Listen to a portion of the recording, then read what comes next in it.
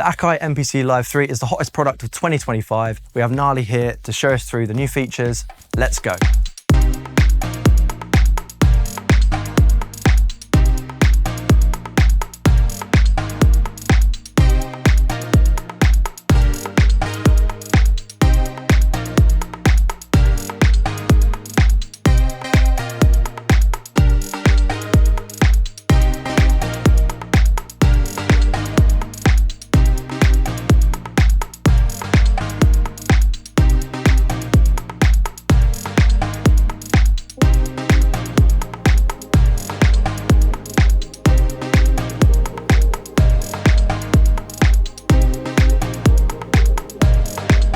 Gnarly, thank you so much for joining us today. You have the new MPC Live III. I'm super buzzing to see what this is all about.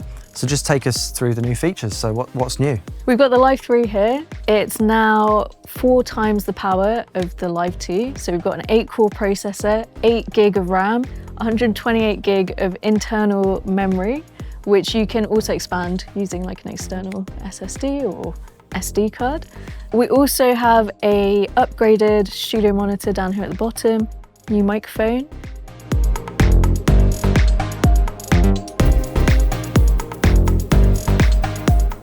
And we've got the touch strip here, which you can assign to effects and stuff. Yeah. We've got the step sequencer up here and the new MPC Expressive Pads with 3D sensing technology. But there's also a brand new clip launcher matrix also added in here. So tons of upgrades here, tons of power, tons of features. So let's just go back to what you said about the pads. There's a new expressive pad. What does that mean? So with the pads, they've been redesigned. Okay. Previously, it would be one pad would trigger one sound, but you can basically set 4 different sounds on different corners with up to 8 layers. And there's an XY axis on it, so you can drag your finger across the pads, do different effects with different sounds. That's crazy. So you can have like samples blending into other samples at different corners, yeah, or different effects triggering. Yeah, exactly, or like articulations and stuff. So for example, like on this one, I've got 4 different sounds. And then same with this one, I've got different sounds in each corner. But you can also have articulations. Let me find one. You can also have articulations. So for example, on this corner, this is just the one sample on here. Okay. But if we go to the different corners, right. we've got articulations, which are like basically a ratchet or a yeah, exactly. So yeah. you can have them set to a whole bunch of different things. On this one, I think I've got that's like a drag, that's like a buzz spray, and then we've got an exponential triplet rise on that one. That is nuts. That is absolutely nuts. So how does that change things from a performance element then? It changes things massively. Obviously, we can assign a lot more sounds now. So before, as like a finger drummer, I would only be limited to 16 pads before, yeah. But now I can have 64 different sounds, or I can have individual sounds which have different articulations and stuff. So it opens up a whole world of creative possibilities. That is bonkers. And do they feel the same? Are the pads, how do they feel? Are they similar to the previous model? They feel a little bit different, actually. Oh, okay. I'd say they're more sensitive now. Oh, okay. Also, is that a good thing? Yeah. Yeah? Yeah. Okay. Yeah. More sensitive is always better. Yeah.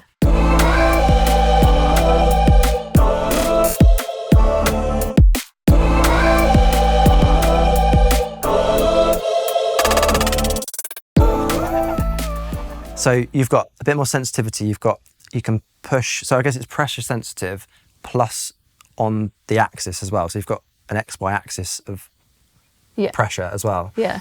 Let me see if I can find you on my other track. Let's go here. So with the X-axis,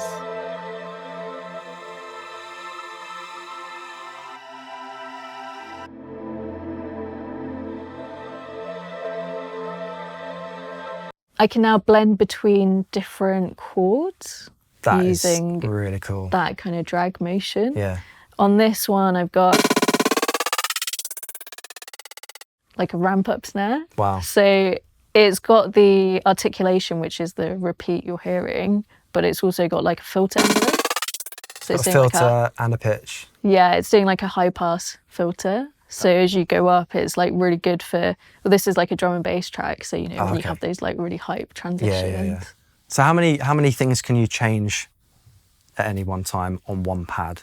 So how many slots have you got? Modulation slots, I guess. There's a lot of different ones available. So like on the layer player page, we've got this new crossfade option. So before it would only be like cycle, velocity, and then random, which would cycle between the different samples you have set up. Yeah. Now we have this crossfade option. And on here, there's a few different things you can select. So on A, it does a sound on each corner. Okay. B lets you do 2 sounds on each corner. Right. So you have up to 8 layers. Wow. On the next one, it does 1, 2, 3, 4, 5, 6, 7, 8. So it just moves in a different way. Right. And then this one lets you go across, which will go between all the different layers. So there's a whole bunch of different options. So you've got different modes within that crossfade X, Y. Exactly, that expressive feature.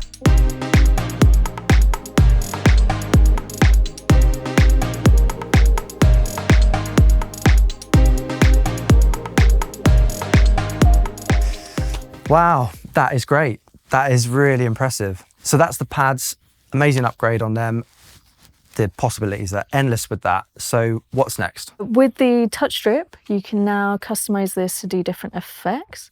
So at the moment here, I have this set up to a low pass filter, but you can also set it to a whole bunch of different effects. But how that works now. Super really sensitive. Cool, you can also have this set to do pitch bends and stuff like that as well. Or for example, you can do a note repeat. Sliding along here will do different denominations as well. Okay, awesome. So it's kind of like the ratchet. It's a bit easier to use that, isn't it, when you're doing a live performance? Awesome.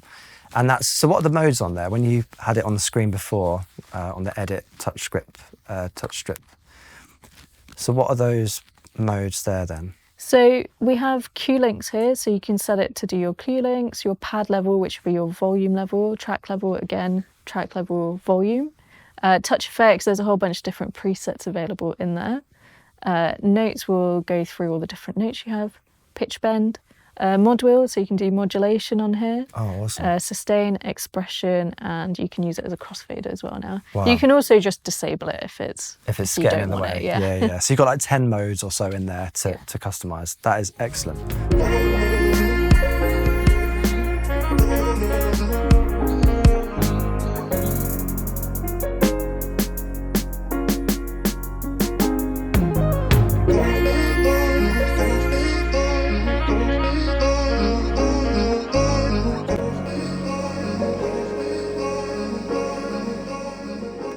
Okay, so what's next? We also have up here, so this isn't just a step sequencer, it also doubles up as multifunction buttons. So there's a whole bunch of different things that it does. But at the moment, the mode I have it set up in, which I use the most for performance stuff with finger drumming, is in this Q-Link pad grid here. So Q-Link pad grid is a new thing. If we go into a Q-Link edit here on pad grid, you see here I've got a whole bunch of different things I can set up. It's highly, highly customizable. Right. So I have mine set up so that essentially these 4 are on my first track. So these are 4 different effects on the track level. So you've assigned an effect for the first 4 tracks that are turned on and off with those buttons. So the first track, these are 4 effects which are all for that track. Right, okay. And then these 3 I've got set up for the next track. Okay. And then these 2 I've got set up on the master level. You can have all of these set to different things, but these are just the effects that I've got set up at the moment. So on the first one here, I've got a reverb set up. So as you turn them on, you see it changes colours, so you know kind of where you're at with it. You're not going to get lost in a live performance.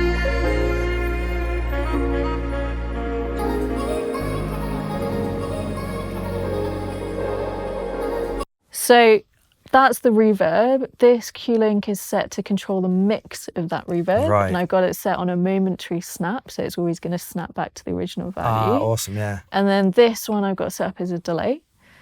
And then when I want to turn them off, I can just click them. This one is like a transistor radio. And then this one, I've got it set to a stutter. Ah, right. So those are 4 effects, and I can have them all on at the same time. Gets a bit hectic. Gets a bit hectic, yeah. But you can essentially set them. And then these 2, I've got them on the master level, because in a live performance context, when you're switching tracks, those master effects allow you to do those transitions. Yeah, like a reverb or a delay or something. Yeah, so like this one's a reverb. And then I've got a tremolo. So when you're transitioning from a different track, like you said, you put it on the master. Yeah. Is it, with that reverb blend, it doesn't cut off, it's a seamless, exactly, smooth. Yeah. So because if I was just using the reverb here, it would cut off when I go on to the next track. Yeah, it would, whereas this one, it's on the master level. So it just sort of smooth transition. Exactly. And it doesn't cut off the reverb tail. All that processing power allows you to have all those performance transitions seamlessly. Exactly. Perfect.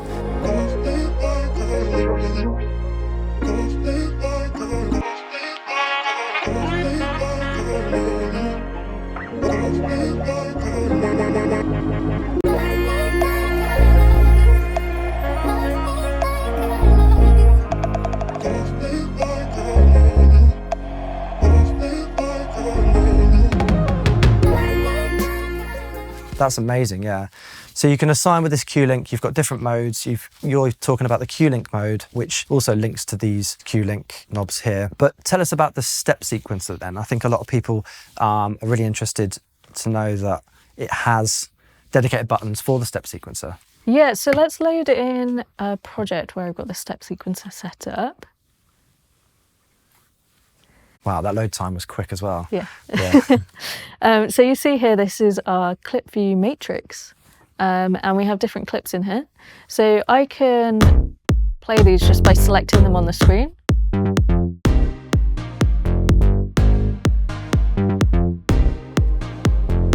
You see I've got them playing, they're playing on different rows at the moment. Say if I wanted to launch a whole row at the same time, I can do it here on the screen.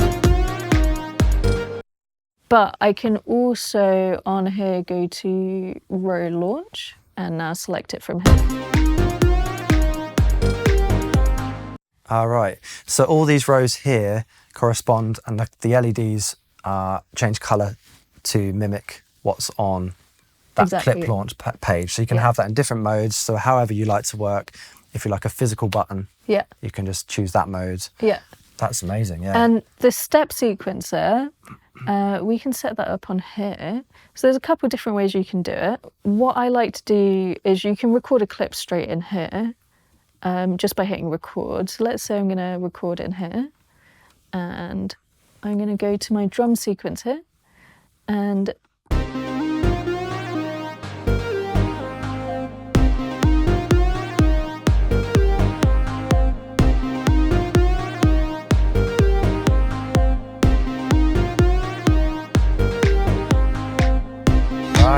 so that's just recorded in the drums. Let me just... So you've just recorded kick, snare, programmed it on the sequencer into that one clip.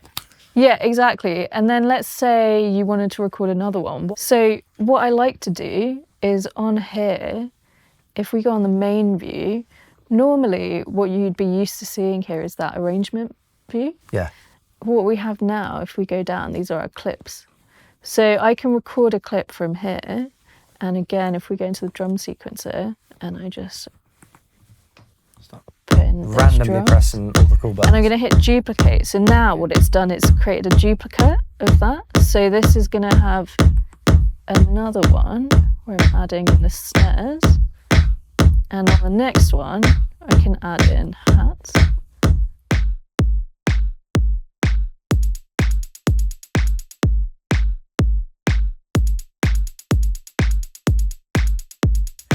So that's recorded in 3 different clips. So if I now go into my clip matrix again, you can see here it's done 3 clips. Right. Instead of it just being on the 1 clip. So you can very quickly build up a live set doing that.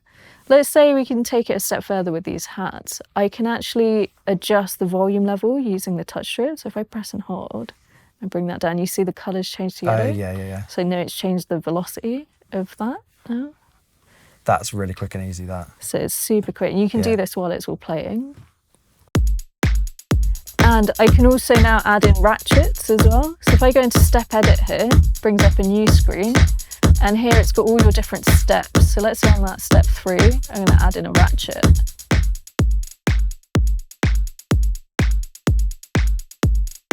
And I can also change the probability of that so it doesn't hit every time. Oh, that's cool. So you can get kind of randomness within patterns, the probability, the ratchets. Exactly. We can also adjust the tuning of different steps as well. So let's say I'm going to pitch some of these down a bit.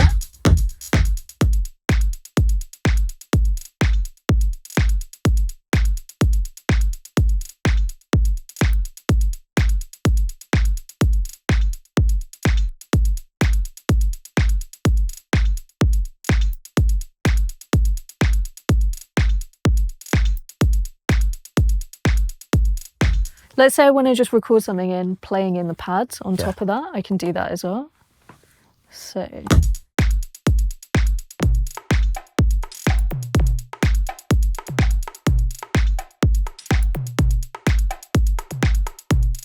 So yeah. So it's super quick and easy. Super So you can quick keep that and easy. rigid, that like kind of EDM kind of style programmed sequence and add a bit of flair with the humanized thing, or just have it all quantized. You know, depending on what you want, add some swing. That is incredible. And these are all sort of super customizable. So you can, each step you can automate, pitch, filter, whatever other parameters that are in there per step. So on that step edit page, you can do ratchets and tunings and stuff like that. You can also, let's say like you've got that playing and you just in a live set, instead of going to the previous clip, you want to maybe just mute a couple of drum sounds, you can do that as well. So let's say we go into this pad mute page. You can see it's showing up the different sounds that are playing. So I'm going to mute the kicks and the hats. Right. So really good for like drops and stuff. Yeah. And then bring it back in. You can also do that with tracks. So let's say if we had like multiple tracks playing and you just wanted to mute a specific track. You can do that from here as well by going to track mute. So what was that? Which one was the one you had before? So you've got that was pad mute. Pad mute. Oh right, so you've got pad mute and track mute. That's bonkers. It's those 2 features alone, the pads and the step sequencer, is that is really, really cool stuff.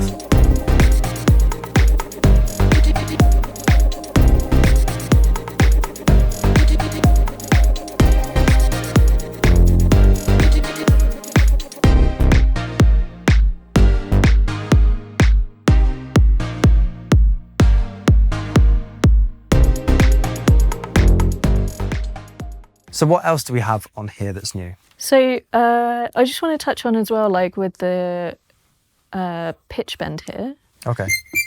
Let's see.